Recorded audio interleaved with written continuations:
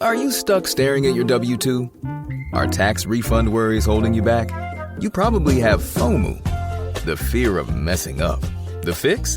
Using TurboTax on Intuit Credit Karma. They find every credit and deduction to help you get every refund dollar you deserve. Or your money back. It's time to overcome your fear of messing up and get your taxes done right. Start filing today in the Credit Karma app.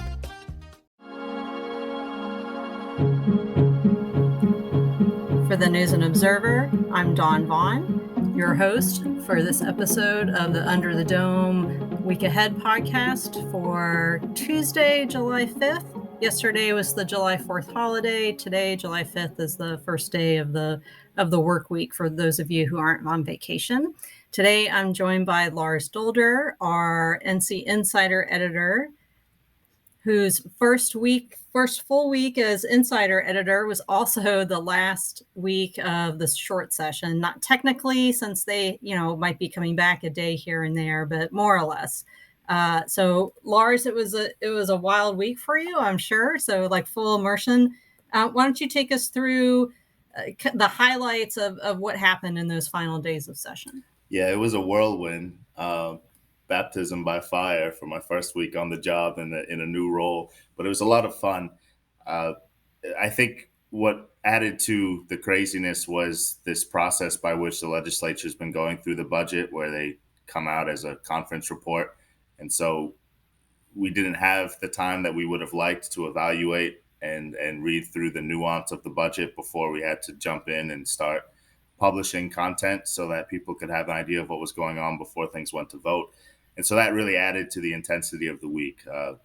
When did we get it? On Tuesday, I think, and Thursday were the first votes. So we had about 48 hours before things were really serious to evaluate and let the public know what was going on.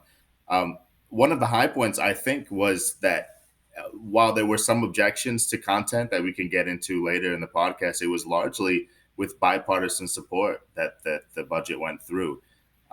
Which is distinctly different than some other sessions that we've seen recently. But both in the House and the Senate, I was there when they had their voting sessions. They ended up passing with a veto-proof majority. So several Democrats joined on to the Republican-written budget. I think that's interesting. Of course, it's still going to Governor Cooper, who we don't know yet for sure, I think, whether he'll veto or not. I think you have some more insight on that, Don. Do you know exactly what we might expect from the governor? As Senate Leader Berger likes to tell reporters a lot during our post-session gaggles, his crystal ball is cracked. I noticed he brings that out a lot when we ask him to tell the future. So whatever I say would probably be wrong. But there's some historical indicators of what could happen. And what you mentioned about the votes and how those played out before Lars and I started recording, we were looking at those and looking at who from the caucus, the Democratic caucus, voted each way on it. And one other thing to note is that we talked about what might be in this budget for over a month, really, since the session started in mid to late May. And Republicans talked a lot about some sort of additional tax cut. No, not guaranteeing that there would be one, but in the end, there wasn't anything. So that one thing that I thought was surprising in the final bill, that the bill was didn't make any big waves the way the 2021 budget was, but that's also just the way the budget process is. If listeners, if you aren't aware, that's always a biennium budget where it's a 2-year spending plan. And so in the off year, they don't have to pass a budget. So they decided to. They talked about the whole time that they were going to, but toward the end, when Speaker Moore and Senate Leader Berger weren't agreeing a lot over, Medicaid expansion, they floated the idea that, we don't have to have one anyway, which was sort of like a little bit of a sort of threat against each other of, you may not get this nice budget that you want or any sort of raises. And those raises were pretty low. If you talk to state employees, it was only an additional 1% on top of the 2.5% they would have gotten no matter what. And last year's budget, when it finally passed, several months into the fiscal year, the Democrats that had voted for earlier versions of it and that were excited that it was actually passing. And of course, Cooper, said before he signed it that he was going to. They mentioned the raises and everything for the workers. So I imagine there was some of that on the floor discussion. What did you hear? What kind of things did the lawmakers bring up? Did you notice a difference between the House and Senate, the way they talked about the budget before they took that vote? Yes, definitely. The difference was the Senate had almost no discussion, which took me by surprise. It was only Senator Blue who actually made any comments during the the discussion or the debate session that they had before hosting the first vote. And really, what the point of his comments were was that he had the power. He could have leveraged it to have the Democrats in the Senate vote against, but he had explicitly instructed them that he wasn't going to lean one way or the other. The caucus was free to vote however they wanted, so he said. And so he ended up voting no, but several Democrats voted in support of the budget. In the House, though, there was much more discussion. And the Democratic Party leader, Robert Reeves, he spoke at length. One thing he mentioned, of course, it was the absence of any Medicaid expansion. We expect to see more on that coming up, but it was strange, I think, because up until we got to budget votes, it seemed like Republicans and Democrats in both chambers were more on the same page about Medicaid expansion than I expected and that I've ever seen. I mean, one thing that Reeves said was you could read quotes on Medicaid expansion without attribution, and you'd have a hard time deciding which party they came from. And I think that he was pretty accurate about that from the things that we've heard from Moore eventually and Berger earlier on, and of course Democrats who have been in support of Medicaid expansion for a while. So sort of strange that nothing quite made the budget, but I guess we'll see coming up with the next session what there might be on that front. I thought the Medicaid expansion was such at the heart of the issue in the budget from, I want to say 2019. All the drawn out process drags on forever. Mm-hmm. And it came to the point where, Cooper and Republicans were exchanging these formal letters, like Harry Brown, the former senator.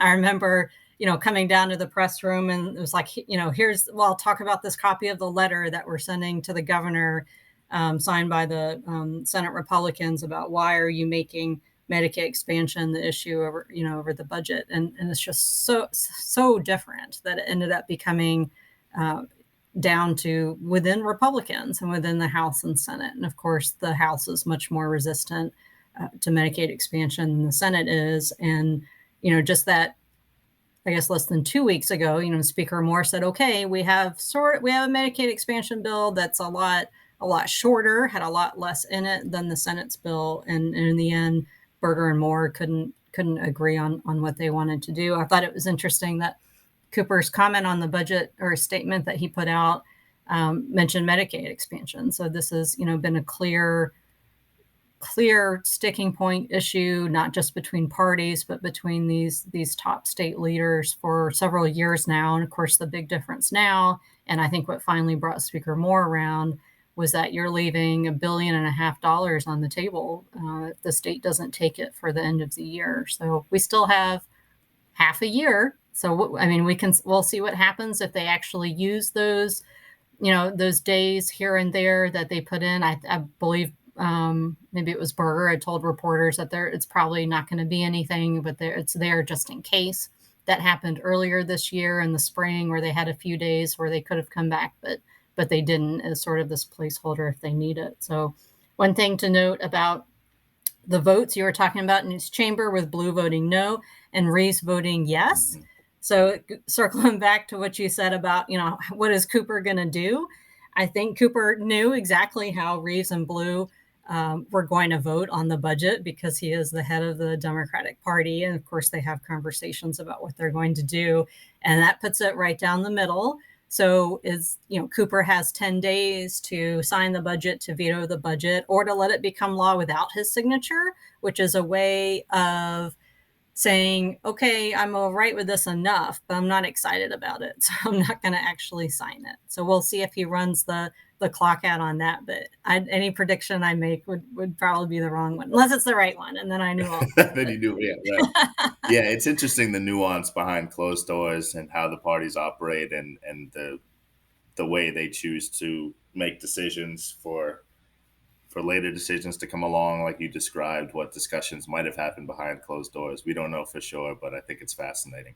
And one thing, Yeah. Go ahead. I'm sorry, Don. I was going to say, especially looking at, so the last budget where you were saying, with this being rushed through as the report, just an up or down vote. Last year with the drawn out processes, we saw what each of the Senate and the House did. And so those initial votes on their budgets had Democrats supporting it. Now, sure, it was a veto-proof majority, but was it veto-proof if they actually called for the override? Like that's the question there. And Cooper obviously wants everyone to stand with him. And what he did was throw his support behind, he primaried as a verb, Kirk Deviere, who is a Democratic senator who was one of the people that voted for an earlier version of the budget. But he wasn't the only one. There are Democrats in both chambers. He was just the more visible one as far as what happened. And Cooper's, the money that came with his endorsement for Deviere's primary opponent, who had filed just right before closing, was enough to knock Deviere out of the primary. But what that did was get Deviere and other Democrats who voted for earlier versions of the budget a seat at the table, literally, when they were discussing things. And I asked some of them this time, as this was going on, like, hey, have Republicans talked to you? You guys were the budget conferees last time. And they said no. So I don't know if they were later on or not. But what the Democrats that were allowed to be part of the process by the Republicans who had the majority and get to make the calls on that, as far as I know, at least earlier in the process, were not invited to have any say on that. But I did notice that I believe all of last year's conferees voted for the budget this time. I think that's a great point, because Berger and Moore have emphasized that this would be a veto-proof majority. But what does that really mean? Because like you said before, the governor is the head of the Democratic Party in the state. If he actually vetoed the bill, we could be pretty sure that several, if not enough, Democrats would swing their votes after the fact in support of his decision. So what does it mean? I don't know. We'll have to wait and see, I guess. One thing I would add briefly, as much as there was bipartisan support and not as much controversy as we might have seen in years past, I don't want to quite frame it as totally without controversy, because there were some sticking points that upset Democrats, since, again, Republicans had control over writing the budget. One especially, Representative Deb Butler in the House, a Wilmington Democrat, she spoke at length about money that was appropriated for pregnancy crisis centers, they're called. And looking into the groups that are listed in the budget, they happen to be several anti-abortion groups. And so Roe v. Wade and all of that, which has happened in recent weeks, of course, is still a major conversation. And the Republican leadership in the legislature also calling for a 20-week ban, all of that going on with Josh Stein, the Attorney General, and what his response has been. We've reported on that. But I think there's this bigger conversation still going on, and that's an issue that we'll want to watch moving forward to see how things develop in the House on abortion as we move into the next session.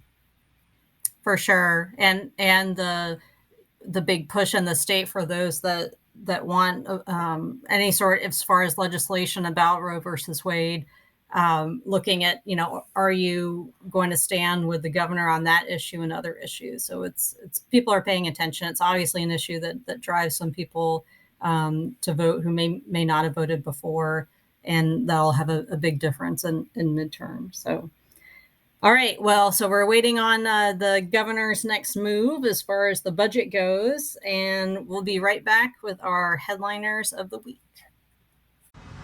Get in the game with the college-branded Venmo debit card. Wreck your team with every tap and earn up to 5% cash back with Venmo Stash, a new rewards program from Venmo. No monthly fee, no minimum balance, just school pride and spending power. Get in the game and sign up for the Venmo debit card at venmo.com/collegecard. The Venmo MasterCard is issued by the Bancorp Bank N.A. Select schools available. Venmo stash terms and exclusions apply at venmo.me/stash terms. Max $100 cash back per month. All right, we're back with Headliner of the Week. And I'll go first. My headliner is the calendar, an actual calendar, which it looks like our state lawmakers paid attention to this year, but not quite. So Berger and Moore talked for weeks about, we're going to adjourn the short session. It actually is called the short session because it's supposed to be short, but we've all heard that before, by June 30th. And a lot of reporters were like, well, and everyone else was like, we'll believe it when we see it. Well, turns out they didn't finish by the 30th. They finished by the 1st. So they're still late in the fiscal year, which already began a few days ago now. And of course, waiting on Cooper to sign the budget. If he does sign it, then those raises that were in it, those additional 1% raises will be retroactive to the beginning of the year. And that's what happened last year, too, when they signed the budget in November. Everything was retroactive to the beginning of that. But they tried. They got a little close on the calendar. So my headliner of the week is the calendar. So what's yours, Lars? And it could have been worse, right? I mean, they missed it, but we've seen it worse in the past. My headliner, that was a fun one, Don. Mine's going to be a little more somber, I think. But one thing that has stood out to me in this crazy news cycle where we had Roe v. Wade come, I think it slipped a little bit under the radar, was the gun legislation that passed at the federal level with bipartisan support. And we saw Tillis was actually one of the leading proponents of that, which I think is fascinating as well, a North Carolinian Republican. And so we saw yesterday on the 4th, there was the Highland Park shooting. So my headliner is going to be ongoing gun legislation. What might we see at the state level? What implications will there be to explore from what happened at the federal level? And what will we see from people as we have these ongoing issues with mass shootings and these crises across the country? I think that at the NNO and the Insider, we'll be trying to explore a little bit more what some of the implications have been from laws that came out after we can get a bit of respite from examining the budget in the short session and Roe v. Wade, of course. But there's much more to explore there than we've had the chance to do recently. So keep an eye out for more of that coming from us. Yeah, that's a good point, especially with Republicans like changing their opinions on some issues or their approach rather, and Tillis really being at the forefront. And if it weren't for other stuff going on, that would have been, a much bigger story. And that's good headliner. And unfortunately, mass shootings are a common event and news story. So. All right. Well, thanks for listening. I'm Dawn Vaughan with Lars Dolder for the News and Observer and NC Insider. We'll talk to you next time. For more from our politics team, subscribe to the News and Observer at newsobserver.com/subscribe. Follow us on Twitter at Under the Dome and NC Insider, and sign up for our weekly political newsletter, also called Under the Dome, at newsobserver.com/newsletters. Thanks for listening.